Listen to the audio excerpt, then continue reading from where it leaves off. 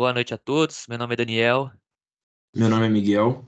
Nosso terceiro integrante, Rafael, não pôde estar aqui conosco por motivos de saúde. E a gente hoje vai apresentar o nosso trabalho prático de disciplina de CPI. Vou passar, Miguel. Como índice, estes aqui vão ser os assuntos que a gente vai abordar durante essa apresentação. E todos eles vão ser bem mais detalhados no nosso relatório final, que foi entregue ao professor. Pode passar, Miguel. Então, começando com a descrição do nosso projeto, o projeto é sobre um apontador laser que vai indicar um ponto em um anteparo plano.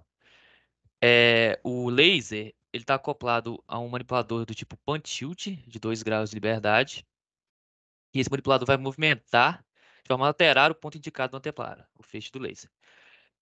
No anteparo, um plano cartesiano foi desenhado para a gente conseguir mensurar o posicionamento do ponto de uma maneira mais exata.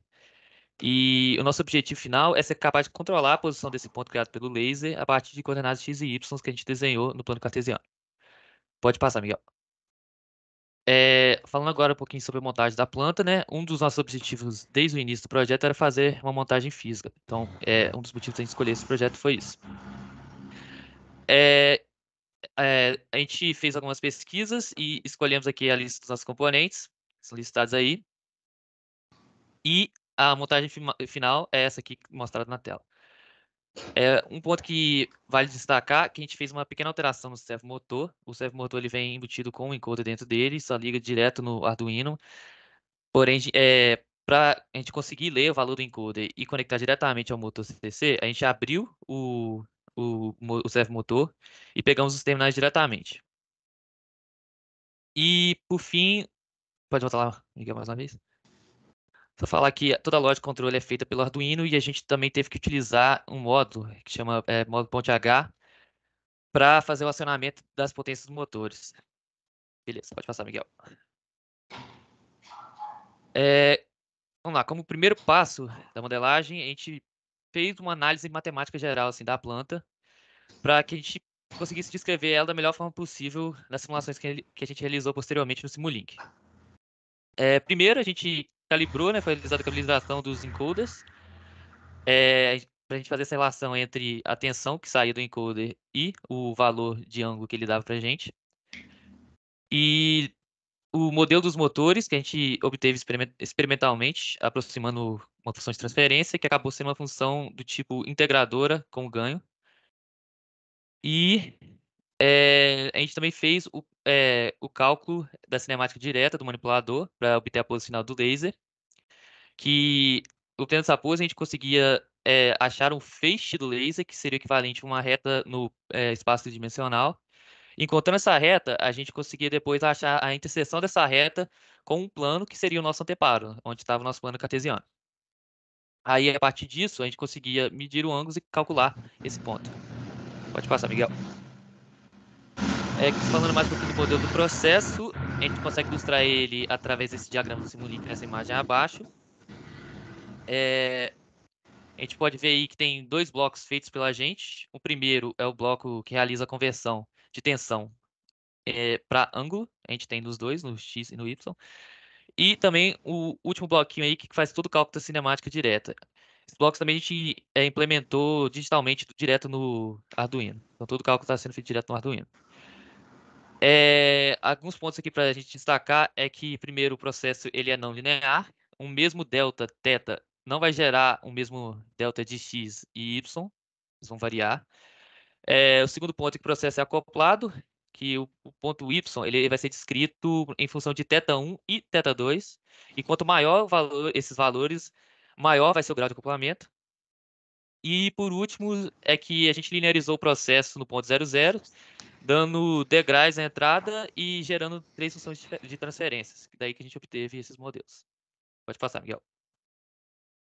E aí, prosseguindo para parte que a gente começou a pensar na estrutura de controle, a linearização do sistema MIMO no ponto 00, que é o centro do nosso anteparo, né, ficou conforme as funções de transferências do slide anterior, dessa forma que está na ilustração abaixo, em que um dos elementos da matriz de transferência, que é o elemento que relaciona a entrada 2 com a saída x, ele fica igual a zero. Mas a relação entre a entrada 1 e y ela existe. por isso o acoplamento no ponto 00. Então, tendo essa estrutura, a gente pensou em colocar um controlador PID, eu digo PID aqui, mas a gente foi definir a estrutura dele de fato depois, a partir das especificações que a gente precisava, mas um controlador para cada uma das variáveis, de acordo com a entrada que tinha um ganho direto relacionado maior, então seria a entrada 1 com X e a 2 com Y, e ali para realizar um desacoplamento e conseguir atenuar a interferência de uma malha na outra, a utilização de um feed-forward no nosso diagrama de controle. Então, aqui estão uns requisitos de controle que a gente pensou para o nosso projeto, e a partir disso que a gente continuou com os cálculos. Os controladores projetados, então, a gente fez os cálculos dos controladores principais utilizando a alocação de polos, utilizando síntese direta ou algum outro método mais objetivo assim.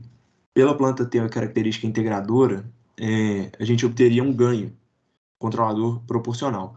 Isso teria problema em duas situações, principalmente, que nos fez evitar esse tipo de cálculo, que é o problema de não rejeição à perturbação na saída, que ficaria com um erro em estado estacionário não nulo, e o outro problema é um problema que a gente vai trabalhar posteriormente, que é a zona morta do atuador, que caso a ação de controle for muito pequena, ele, com proporcional, simplesmente não vai atuar. Além disso, então, os ganhos que a gente achou e os tempos integradores estão aí. A gente fez o cálculo do filtro de referência, porque a gente ficou com um zero, que saiu da alocação de polos, para poder evitar o sobressinal. E fizemos também o cálculo do controlador feed-forward. A implementação das equações de diferença está feita aqui na direita, e a gente também fez os controladores principais com ação anti-wind-up, para evitar problemas com a ação de integração. Tudo está bem descrito no nosso relatório. Fizemos, então, simulações para validar o funcionamento dos controladores.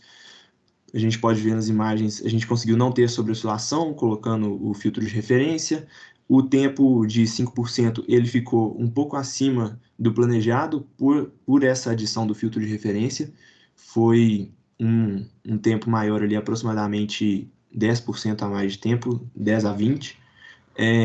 E no gráfico aqui de baixo da esquerda, a gente consegue ver o funcionamento do feed-forward, em que a ação de controle em azul claro, ela se comporta de forma a anular qualquer interferência na variável de saída y que está em verde.